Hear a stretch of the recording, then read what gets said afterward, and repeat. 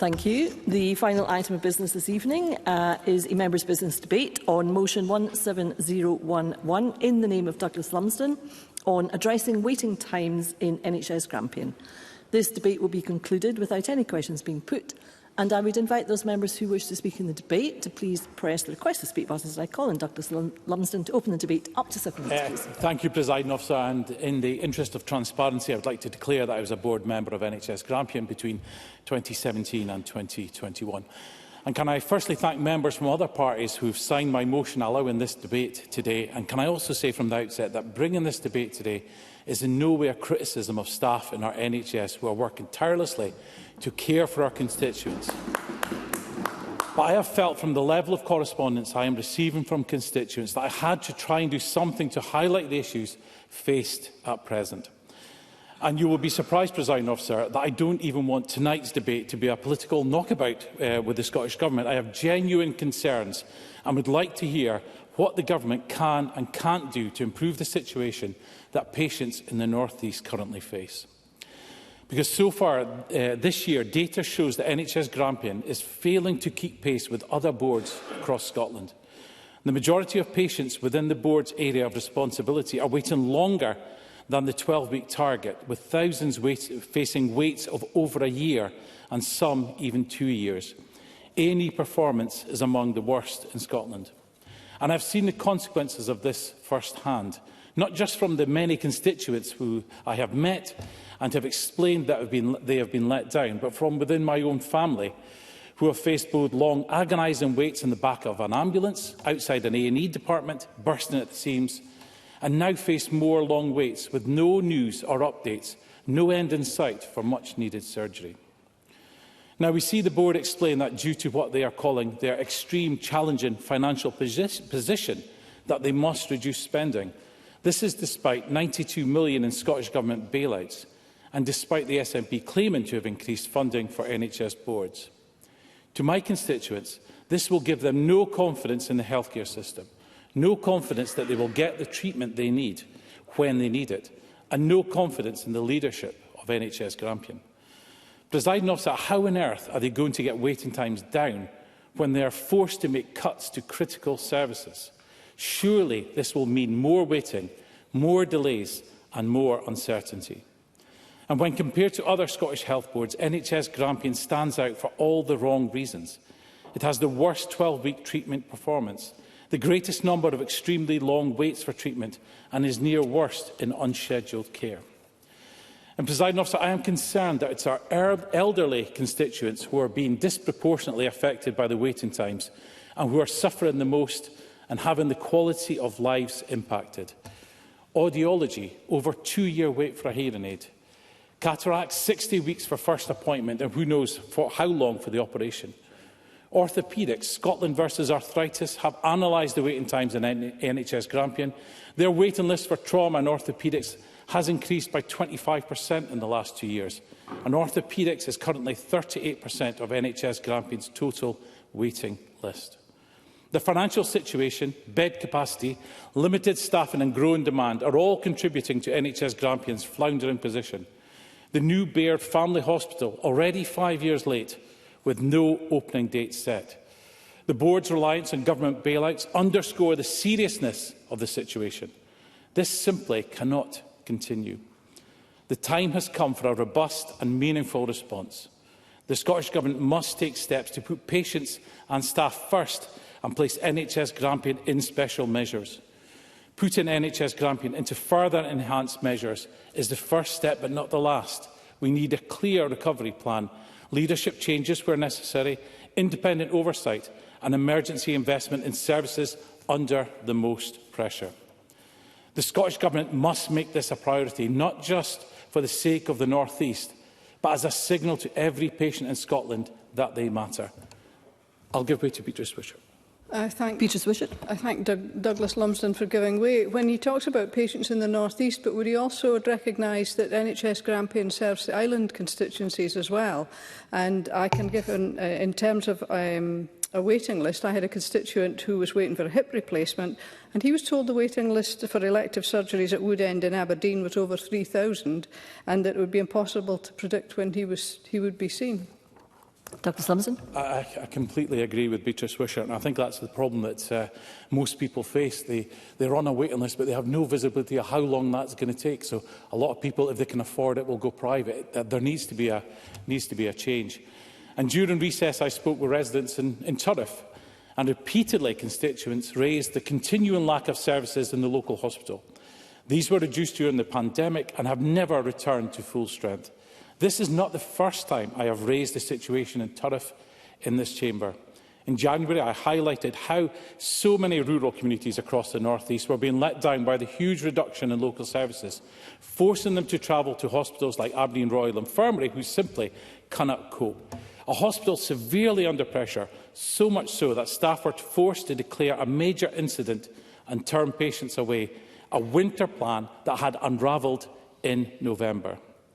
And this all matters because at the end of the day, it affects people, the people we were all elected to serve in this place. And I want to conclude today on a story of someone who contacted me last week. My constituent has been diagnosed with basal cell carcinomas on a number of occasions. Normally, these were dealt with by the GP performing minor surgery at a nearby minor surgery centre. But this does not seem to be an option now. He was instead referred to the dermatology department at ARI. It took nearly 2 years for the carcinoma to be removed, and he was warned that there was a strong likelihood of the cancer returning. It has, and he has been referred to dermatology department again. However, he's been warned that it may be over 2 years before he gets an appointment. He is rightly worried. And we often hear about early intervention. Early intervention in this case, I am sure, would lead to a better patient outcome and most probably be more cost-effective to our NHS. And I'm normally a strong believer in local devolution, and I admit I would be the first to complain if the Scottish Government were undermining local decision-making. But I feel that we have reached a point with NHS Grampian where the Scottish Government need to be bold. They need to step in, steady the ship and provide a service that the people of the North East deserve. Presiding Officer, let's make no mistake. These failings are not down to the thousands of dedicated doctors, nurses, surgeons and many other frontline staff. This is a direct result of mismanagement. So can I ask the Cabinet Secretary, considering the growing waiting list, considering the financial interventions, considering the failure of enhanced monitoring to turn the ship around, does the Cabinet Secretary have confidence that they will find the right candidate for the role of Chief Executive, considering that the interim Chief Executive has had enough and is going before a replacement has been found? And does the Cabinet Secretary have confidence in the board of NHS Grampian to do their job, to deliver the leadership needed by staff and ensure patient care is put back on track? And if not, what plans do they have to step in and assist the people of the North East who are being so badly let down? Thank you, Presiding Officer. Thank you, Mr Lumsden. We now move to the open debate. Backbench speeches of up to 4 minutes. I call Kevin Stewart to be followed by Douglas Ross. Mr Stewart. Thank you, Presiding Officer, and I welcome the tone of Douglas Lumsden's speech today. And there is much in his speech that I agree with, I have to say. First of all, I would also like to put on record my thanks to all of the staff in NHS Grampian, from consultants to cleaners, because they do an exceptional job. However, I'm not convinced that they are listened to when they should be by senior management, and I think that is part of the problem. And there also seems to be excessive bureaucracies in NHS Grampian that don't seem to exist elsewhere. And I'll come to that before I finish this speech today. There are some points where I disagree with Mr Lumsden, in terms of some of the difficulties, in terms of some of the resourcing. If we'd followed Tory spending plans, there would have been even less to spend. However, I'm not entirely convinced that spending is being utilised in the right manner. So let's look at the £2 billion of the record £2 billion of increase in frontline NHS spending, taking overall health and social care investment to that £21 billion figure. Now, delayed discharge was highlighted in a meeting that we had on Friday as being a problem. Delayed discharge is not a problem in the City of Aberdeen, to the same extent as it is in Aberdeenshire and Murray. Now, I've asked the question before, Cabinet Secretary, and I'll continue to ask it. Why are the lessons learned from the City of Aberdeen, why have they not been exported to Aberdeenshire and Murray? Because that would make a great difference and would actually keep people out of hospital. Because we know that in Aberdeen City, the Granite City Care Consortium have given their frontline staff the ability to increase care or decrease care in a few occasions when they see patients or possible patients suffering. That often stops them from going into hospital. Let's keep folk out of hospital if we possibly can. So those lessons need to be exported from Aberdeen to the city, to the Shire and to Murray to reduce those pressures. Excuse me. There are also a number of other things. I will give way to Mr Gray. Cabinet Secretary Neil Gray. I absolutely recognise the disparity that there is in delayed discharge performance, not just within the NHS Grampian area, but in other parts of Scotland. And Mr Stewart's ask of me to ensure that there is lessons learned from the better performing areas is conducted on a weekly basis at the Collaborative Response and Assurance Group that either myself or Ms Todd chair on a weekly basis, to ensure that exactly the ask that Mr Stewart has made is conveyed across Scotland. Kevin Stewart. Thank you, Presiding Officer. The Cabinet Secretary is also well aware of questions that I have asked of NHS Grampian and have relayed to him around about some of the situations that exist with the Baird Family Hospital and the Anchor Unit. Because as far as I am concerned, we are still in a situation where even on Friday they could not give us dates for opening. That is unacceptable. Now, while they are saying that there are not enough acute beds, if they opened up those units, there would be no difficulty at all. And we have yet to get clear answers on these issues. And I would ask the Cabinet Secretary once again to approach NHS Grampian around about this, so that we can have that family hospital dealing with maternity, gynaecology, neonatal services, along with breast services and reproductive medicine, and the Anchor Unit, which will bring together oncology, haematology and radiotherapy, with a capacity to see 65,000 outpatients each year. That would make a real difference. My other ask of the Cabinet Secretary is a simple one, and that is around about recruitment, including internal processes for staff changing jobs. Because I have been told that NHS Grampian's processes are far more bureaucratic than anywhere else. So I'll give you an example of a nurse who told me that she wanted to move ward, not a promotion or anything, a similar discipline, and she said that she would have to be interviewed for that job. What's the point? I've had the same from cleaners. Mr Stewart, you're over your time. Could you please conclude? I'll finish off, Presiding Officer. I've had the same from cleaners who have had to be interviewed to move wards. None of that makes any sense to me whatsoever.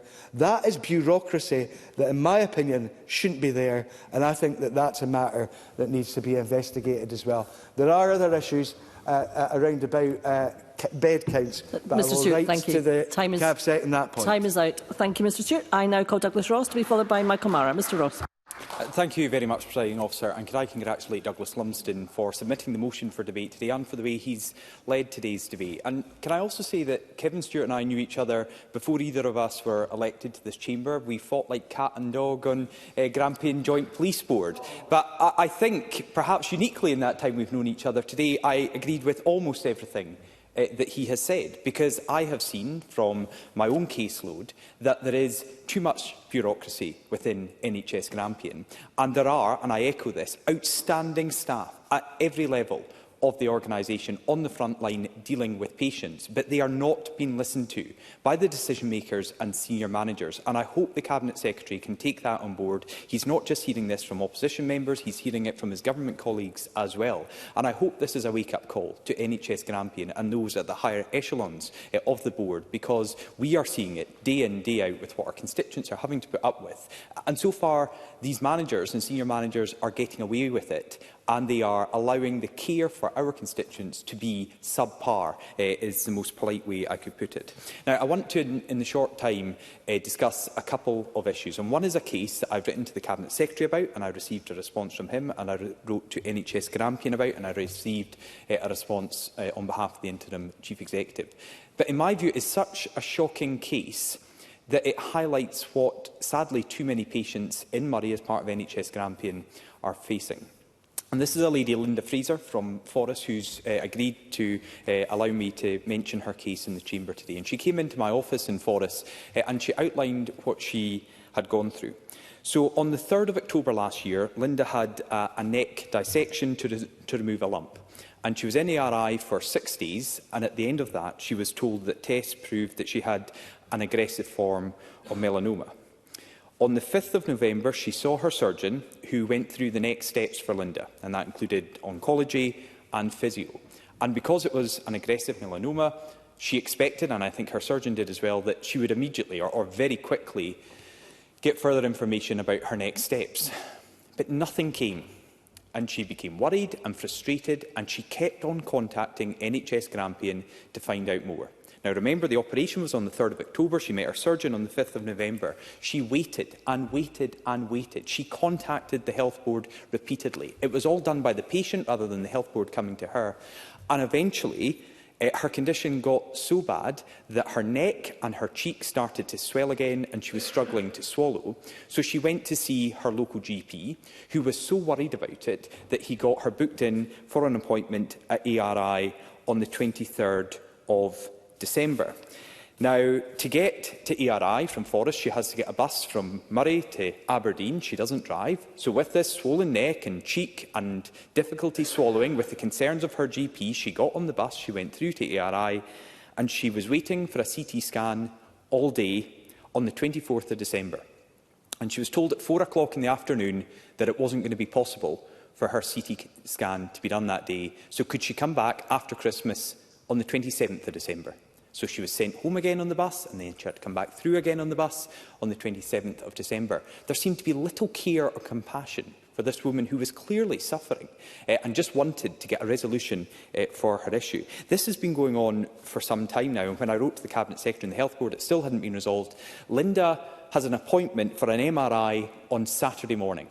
So from an operation in October, at the end of April, she has got finally an appointment for an MRI. And because it's a morning appointment that's been given to a Murray patient, she has to get the 6 bus through to get this appointment. And Linda's words when she came into the office were that she's devastated, she feels like she's treated as a number, and there is no care or compassion shown. This is just one of so many cases I could raise with the Cabinet Secretary, which I think highlights shocking waiting times, but a lack of courtesy and respect for patients from the board. If I can finally, Presiding Officer, just very quickly raise the other issue I wanted to raise, is about Huntington's disease. Now, Murray has one of the highest rates anywhere in the UK, and in Grampian, we know that new research indicates that the north of Scotland has the highest rate of Huntington's disease on earth, and 5 times the global average. Now, people with Huntington's have such complex needs that they need specialist support, and the Cabinet Secretary will be aware of Aberdeenshire Health and Social Care Partnerships' potential decision to remove the funding for specialist support. Now, I'm grateful that they are reconsidering that, but will the Cabinet Secretary apply as much pressure as possible to state that, given the prevalence of Huntington's disease in the north of Scotland, particularly in the Grampian area, that this would be the wrong choice for Aberdeenshire Health and Social Care Health and Social Care Partnership, because we need to maintain these specialist supports going forward? Thank you, Presiding Officer. Thank you, Mr Ross. I now call Michael Mara to be followed by Tim Eagle. Mr Mara. Thank you, Presiding Officer. Can I start also by thanking Douglas Lumsden for bringing this debate, and can I share his and the other members' tributes to the staff of Grampian Health Board and the work that they do for supporting constituents in the region. The declaration of a critical incident at Aberdeen Royal Infirmary in November 2024 crystallised what was already known to many people across the North East. The NHS services in Grampian are just one bad night away from collapse. Any increase in demand can send hospitals into crisis, with ambulances diverted across the region in wintry weather. And all of this is happening while the Health Board plunges further into financial difficulties, as Mr Lumsden set out earlier. Earlier this month, it was reported the Scottish Government is going to lend a further £67 million to NHS Grampian on top of an existing loan for 23-24, taking that total loan to £92.2 million. And that loan was required despite the Health Board having made £46.2 million of savings in the year to February 2025. The Health Board appears to be burning through money just to stand still. And while the loan is required to keep the lights on, the Scottish Government has to work with NHS Grampian to determine what is going wrong and to urgently set out a plan to make things better. And I think that seems to be the consensus around the Chamber today so far. It's a refusal of the SNP to interrogate, to innovate and to introduce any real kind of meaningful reform that leaves Scotland's NHS lagging behind, and NHS Grampian using X-ray machines and MRI scanners that are decades old and prone to breaking down. So the crisis in social care in the North East has also been touched on, and that means that patients are kept in hospital for far too long. And that will only be exacerbated by the series of cuts to the social care and community services as health and social care partnerships grapple with financial difficulties and budget cuts. Certainly, sir. Kevin Stewart. I thank Mr Mara for giving way. I think one of the things is that there is innovation. But unfortunately, that innovation is often not exported. And the problem that there is with delayed discharge, for example, the innovation that is taking place in Aberdeen, the question is, why is that not being exported to Aberdeenshire and Moray? That would make sense and stop suffering. Michael Mara. Very fair point. I was going to come on to that Mr Stewart makes, and I think is agreed to about Mr Ross as well, that there is a real question here about what's been shared between City and Shire. The Cabinet Secretary has recognised that already, and it sets out that there are mechanisms by which this learning can take place. But we need to see the evidence of it actually happening, because we've already had set out some of the challenges that are coming through the cuts to the Health and Social Care Partnership, particularly in Aberdeenshire. I received an awful lot of communication from constituents on that. I've shared the concerns set out by Mr Ross around the Huntington situation and the acute need of people in those, and particularly actually the higher levels of need in the region that people suffer from. So it's good if that can be revisited, but it would be good to hear from the Cabinet Secretary in closing what he's doing to support those calls. But across this, it's not a case of just reacting now, I would say to Mr Stewart. There's some places that there are things that are happening, but we know that a lot of this is due to the region's ageing population. 9% increase in over 65s in NHS Grampian in the last 5 years, and the acute and social care needs that come with that. But Scotland's ageing population is not news. It's not happened overnight. Indeed, it's been long modelled and predicted for many years. And a serious approach to this from the SNP government would have been to actually change the services and prepare for it. But over 18 years, they simply haven't done it. I can come on to another area about the Health and Social Care Partnership while I have time. I've been contacted by constituents who were informed that the Adult Autism and ADHD Assessment Service run by the Health and Social Care Partnership was closed on the 31st of March. I was just contacted today about this. I received some comment in the Chamber previously. But the First Minister has been very critical of the situation in NHS Tayside, where for the CAMS service for diagnosis of autism and ADHD has been stopped. But this is a very similar situation. So does the Cabinet Secretary share the concerns of the First Minister about how these changes are being made, where actually services are being closed entirely, so people not just having been on waiting lists for a long time, look like they're going to be on waiting lists in perpetuity? So it's abundantly clear that the situation at NHS Grampian is neither safe nor sustainable. But it does serve as a microcosm, Presiding Officer, for what's happening in Scotland's NHS on the SNP's watch. 1 in 6 Scots on waiting lists, chaos in A&E, 1 1,040 patients waiting more than 12 hours in the last week alone. The scandal of delayed discharge costing Scotland nearly £1.7 billion. People remortgaging the house or taking out loans to pay for private cataracts, hip and knee operations and even chemotherapy. That's the record of this government. Can we hear some solutions to the Grampian situation tonight? Thank you, Mr Mara. I now call on Tim Eagle to be followed by Carol Mockin. Mr Eagle. Well, thank you, Presiding Officer, and my thanks also to Douglas Lumsden for bringing this debate today. Can I just quickly remind members that my wife is a GP within the NHS Grampian region. And can I just first say it is touching actually to hear pretty much, I think, every speaker so far who has commented on the value of the staff we have in NHS Grampian and all NHS boards in Scotland. I think my wife would be pleased to know that they do have political support. They are out there every day doing amazing things for the patients that can get through the door. That's not to take away from the problems that we've already heard of, but we do value those staff that are on the ground. Now, other members have already mentioned points that I wholeheartedly agree with, but NHS Grampian themselves report that over 3,000 patients were waiting over 2 years for hospital treatment, which I think is the highest number among Scottish NHS boards. Michael Mara pointed out that in November 2024, NHS Grampian declared a board-level critical incident, which led to the diversion of ambulance patients to hospitals outside the region. There is the use of the outdated medical equipment, including an MRI scanner and an X-ray machine that are 15 and 27 years old. There's too few acute hospital beds and too few staff in some key service areas to cope with demand.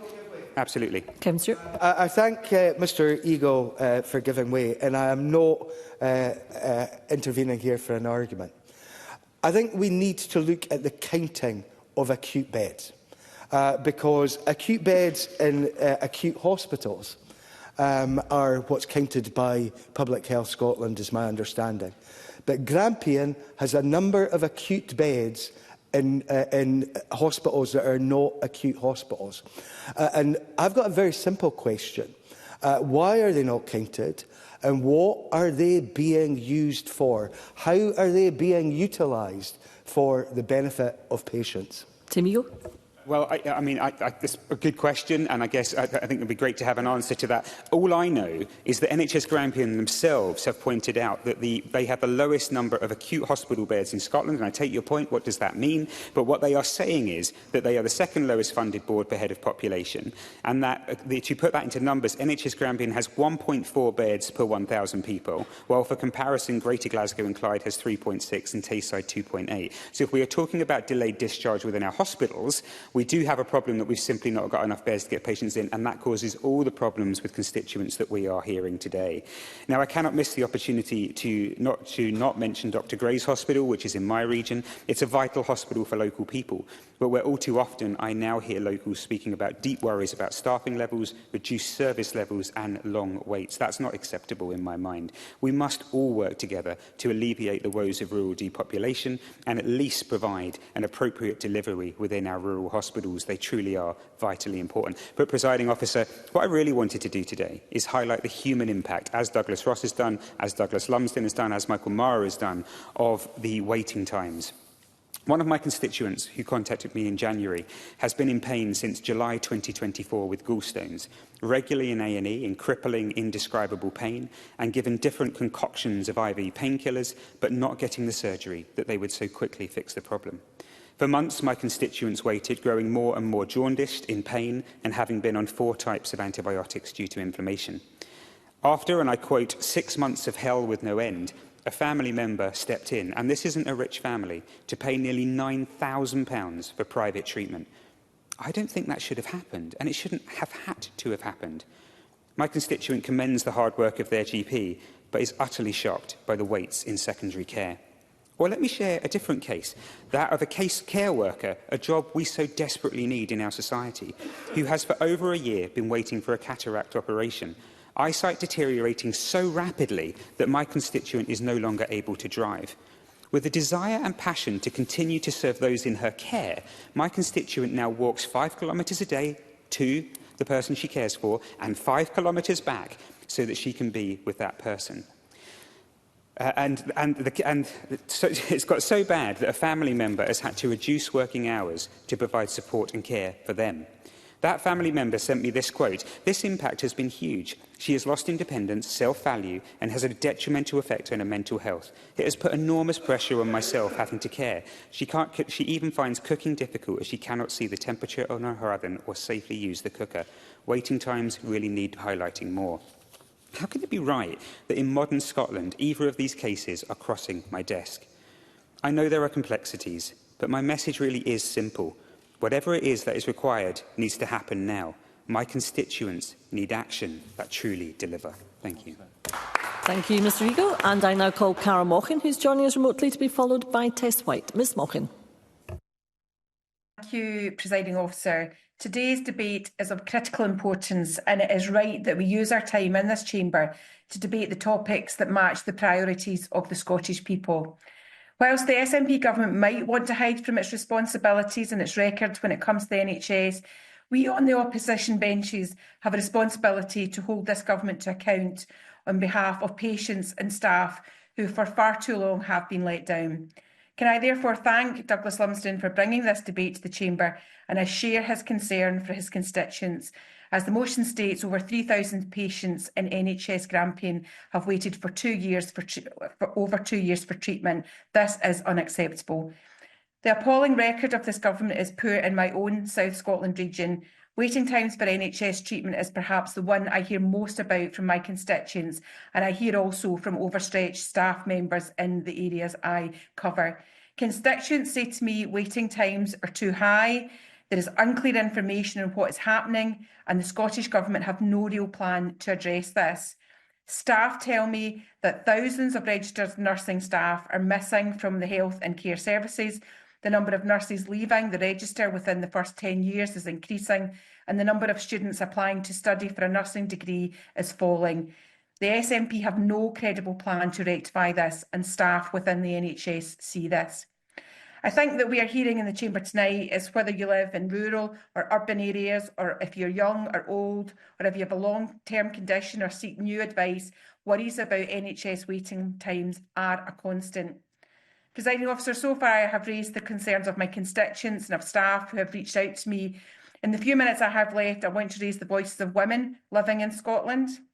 Recent reporting suggests, and I quote, "Women across Scotland are suffering structural neglect by the NHS as hundreds are being left to languish on waiting lists for years at a time." Weekend papers highlighted the extreme waiting times, specifically being experienced by women for female-only medical interventions. Currently, almost 1,500 women in Scotland have been waiting for vital gynaecological surgery for more than 2 years. My own research showed women waiting for laparoscopies, often in agony, for more than 4 years, women in 3 health boards, Grampian, Tayside and Lanarkshire. An FOI by Scottish Labour also shows how many women are being badly failed by the SNP when it comes to hysterectomies. We revealed a wait in NHS Grampian of almost 6 years, and in my own South Scotland region in NHS Borders, the longest wait in 24-25 was 10 times longer than in 2019-20. This is absolutely scandalous, and I could go on. Colposcopy, a test which can help to identify cervical cancer weights, are unacceptably high. In Ayrshire, the average wait time is continually increasing, with the longest wait at the time a shocking 238 days. So in conclusion, Presiding Officer, bringing waiting lists must be an absolute priority to bring these lists down. We must have a plan that actually delivers for patients and for staff. Under this Scottish Government, our tremendous NHS staff have been pushed to the limit. Services are at breaking point and patients suffer on endless lists. For patients and for staff, this is a government without a plan, and this must change. Thank you, Presiding Officer. Thank you, Ms Mochan. And I call Tess White. Ms White. Presiding Officer, I also thank Douglas Lumsden for securing the time today for this important debate on NHS Grampian. Healthcare in the North East is in crisis, the result of years of chronic underfunding of NHS Grampian by this SNP government. The Health Board is financially crippled. The situation is so desperate it has to take out a loan from the Scottish Government, £67.5 million, bringing the total debt owed to £92.2 million. There are huge questions over how this debt will be serviced when the Health Board is already trying to make eye-watering savings. Presiding Officer, it's almost possible. How can you pay a debt when you actually can't make ends meet? The reality, Presiding Officer, is that NHS Grampian has been shortchanged by more than £260 million since the SNP got into power. That's £250 million. The SNP government's parity formula isn't worth the paper that it's written on. This underlying underfunding has resulted in the erosion of community hospitals, closed inpatient facilities and the end of nighttime minor injury units. And it means NHS Grampian has the lowest bed base in Scotland. That's the lowest bed base in Scotland. All of this has created substantial pressures on hospitals, GPs and the ambulance service, with crews queuing for hours just to get into the door of Aberdeen Royal Infirmary, a symptom of a system stretched beyond its limits. It's why a critical incident was declared at ARI last November, where patients were diverted from the hospital because of the capacity simply wasn't there. And on that day, it took a dedicated ambulance crew to save the lives of a couple. And they decided that if they went to NHS Grampian, that they probably wouldn't have had their lives saved. But they diverted the ambulance that was blue lighted all the way, double, triple the distance through Dundee to NHS Tayside.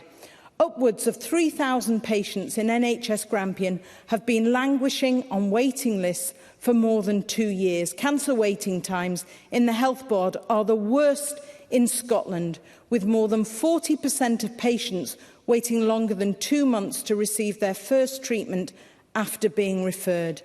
That means lives not just put on hold, but at risk. Because we know the pivotal importance of early intervention. It's a ticking time bomb. Despite the brilliant efforts of NHS staff, NHS Grampian received red ratings for nearly 2/3 of key targets between October and December 2024.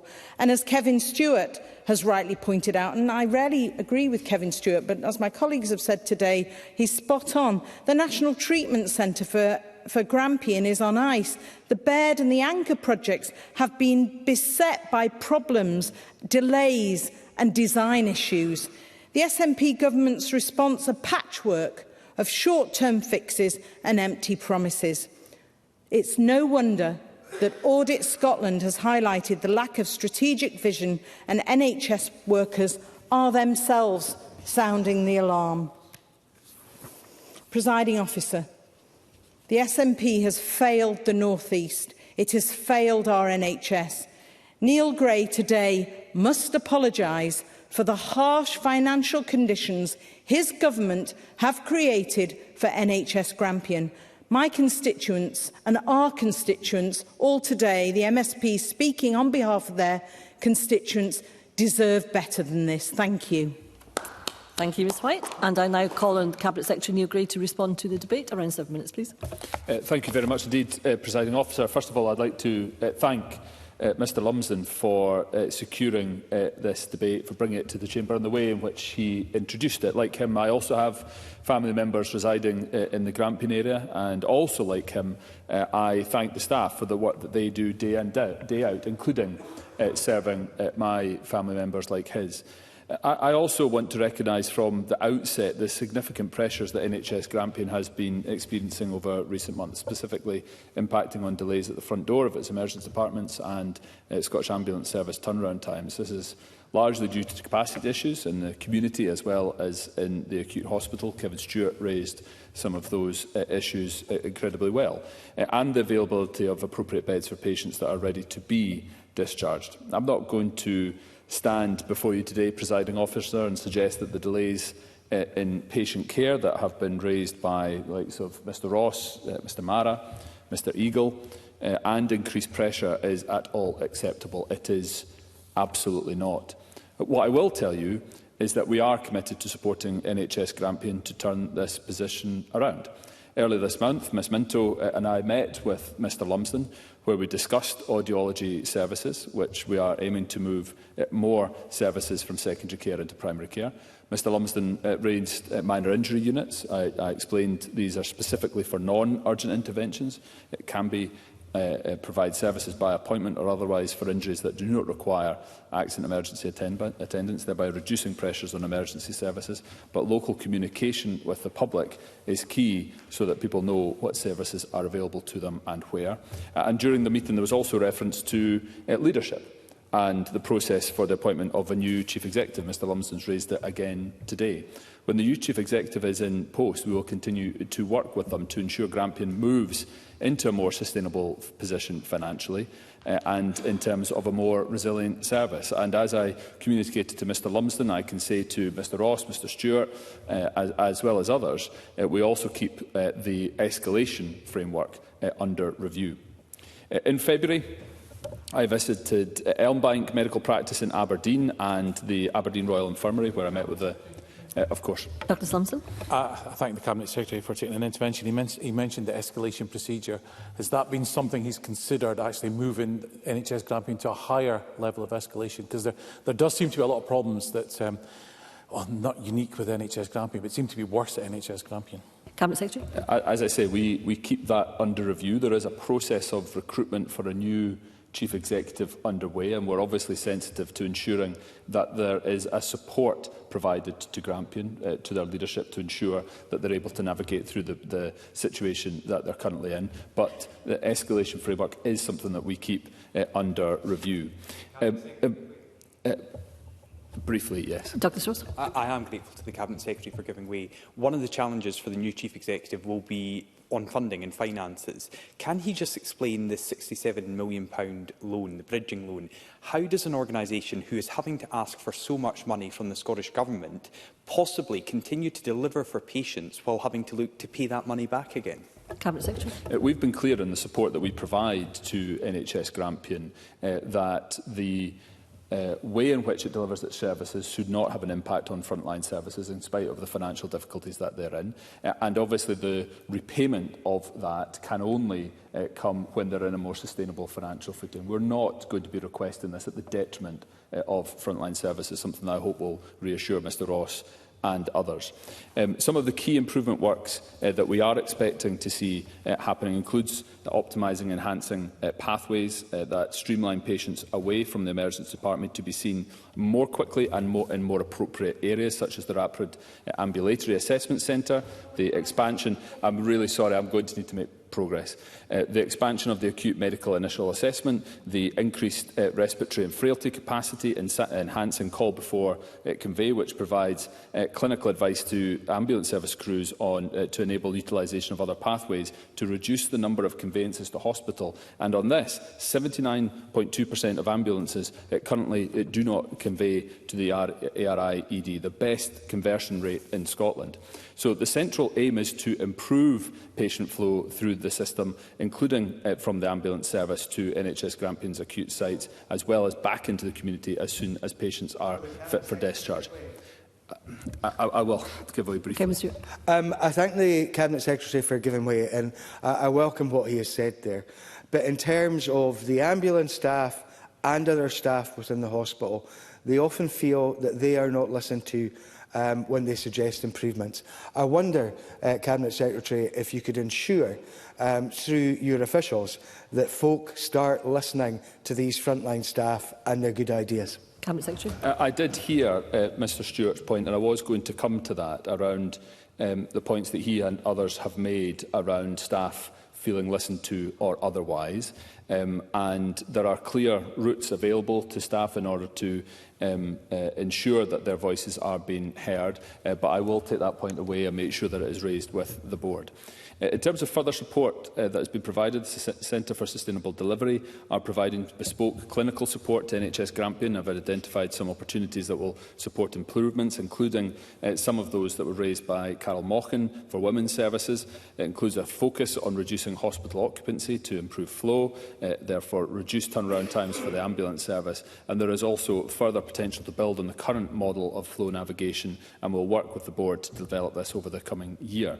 I will approach NHS Grampian again regarding the Baird and Anchor and provide an update to Mr Stewart on the point that he has raised there around ensuring that the facilities open to build capacity, and also look at the points he raises around recruitment. I will look at Mr Ross's point regarding Huntington's disease. He'll understand this is a local decision, but I will follow up in writing with more detail around the local reasons and decisions that have been taken here.